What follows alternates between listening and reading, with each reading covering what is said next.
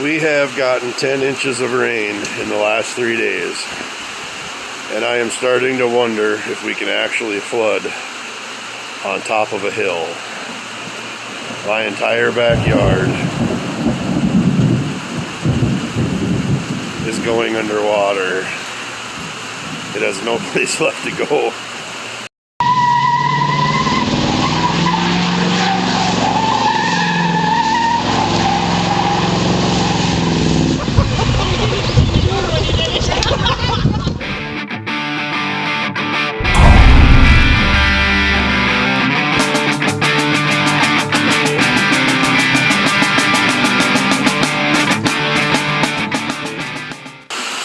Me not thinking, I left my truck in the backyard 3-4 nights ago, and I could get it out of here no problem, but I'm going to spin all the way and make ruts in my yard, so I haven't moved my pickup since it started raining.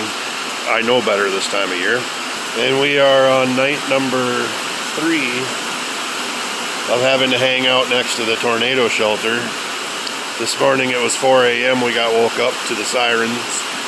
I guess about 1.5 miles that way, we had a tornado touch down and was heading directly towards our house. I didn't even see the winds come up, honestly. I'm waiting for that pile of garbage to go airborne one of these days. I got to get rid of that shit. But I will say, I'm kind of burnt out on springtime weather here. I'm ready for some sunshine because this is not much fun. We're supposed to have a company come out last Tuesday and open our pool back up, but that didn't happen. Instead, we're going to have a pool on top of our pool. I have been asking a lot of that little $150 pump these last few days. It just does not keep up when it rains this hard. My rain gauge only goes up to a certain point, and then I got to dump it out. We're probably knocking on the door of 12 to 13 inches of rain in the last 3 days. I got the parts in from a generator. Guess we're gonna go get a generator running, because knock on wood, we haven't lost power yet. All right, I got my parts in so we can actually put a new needle and seat in this carburetor. And hopefully that will solve the problem. Problem I was having is the fuel bowl would not fill no matter what. So I thought the needle and seat were sticking. It didn't appear to be sticking, but I don't think the seat was allowing any fuel to actually flow into the bowl. So I got a new needle and seat. If you can see that, there is the old seat. There's the new one. It's just basically garbage, so we'll get the new one put in and see if the float bowl will actually fill. It runs just fine when you throw some ether at it, or there's the bowl's full of gas. So hopefully this fixes it.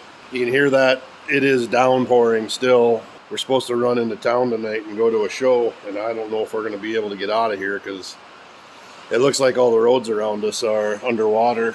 Yesterday when I went for a drive, a couple of the bridges were about ready to go underwater, and I know there were some roads underwater yesterday, and it has been raining nonstop since 4 o'clock this morning.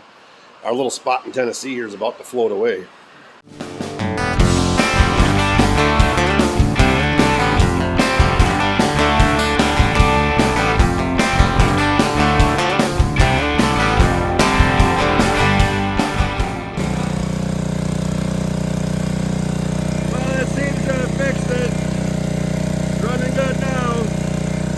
Boss and I are out driving around looking at the damage.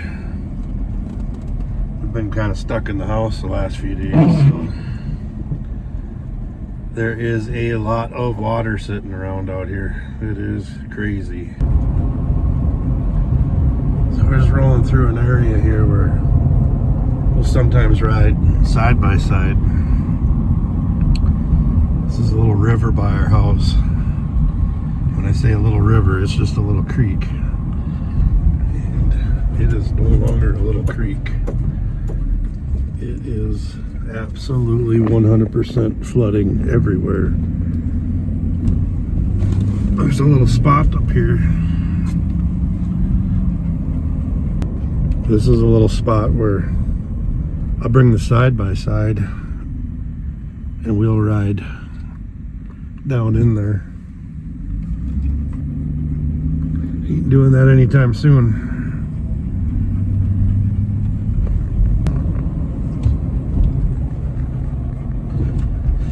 Everything's flowing. Everything's just going crazy. When they said flash flooding, this is what they're talking about, I guess. This is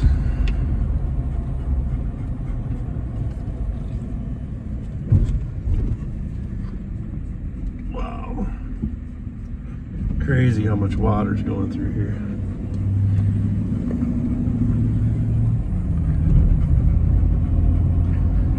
This is a field. I think last year this had soybeans in it. So if they already planted, I'm guessing they're going to be replanting.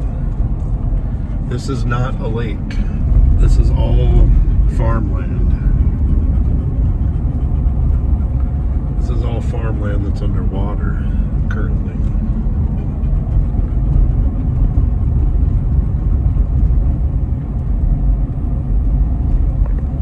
See that? All this farmland, for as far as you can see back in there, is underwater. This is an area that Charlie and I walk just about every day. I knew there was a little creek back here, but I've never actually heard the water running before. It filled up.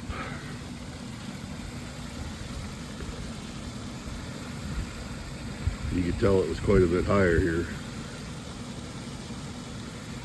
So the sun's actually out today after 4 days of rain and tornadoes and wind. All the forecasters for our area say that we got roughly between 10 and 12 inches of rain, and I disagree with that. I'm going to show you what I got here. So I dumped this out twice between Wednesday and Sunday. So 7 plus 7 plus, we're at just shy of 4. I'm going to say we got damn near 18 inches of rain. From Wednesday afternoon at about 4 p.m. till Sunday afternoon at about 6 p.m. it finally quit.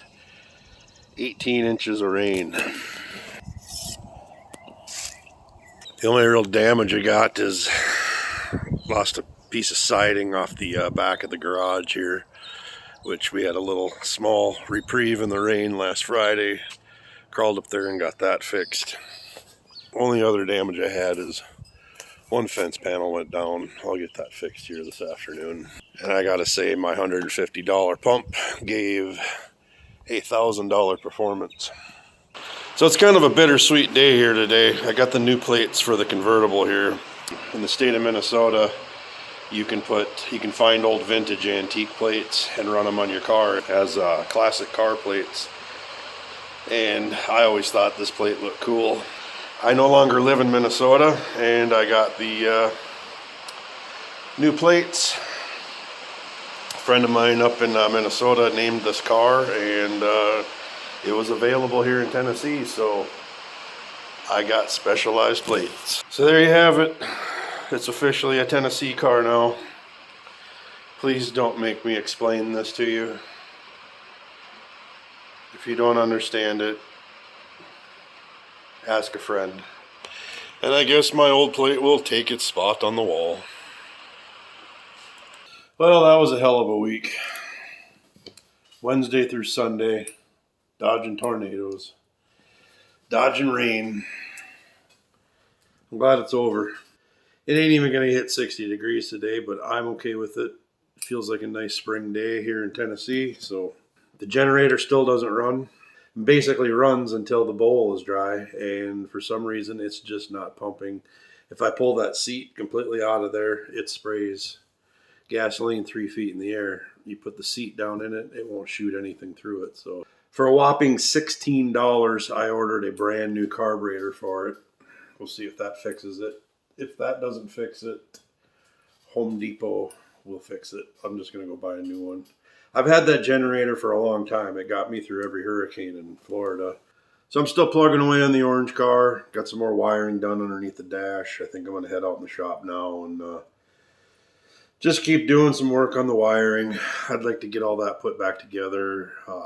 Still waiting on that power steering kit. It's all back ordered because I don't know. I have no idea why that would be back ordered.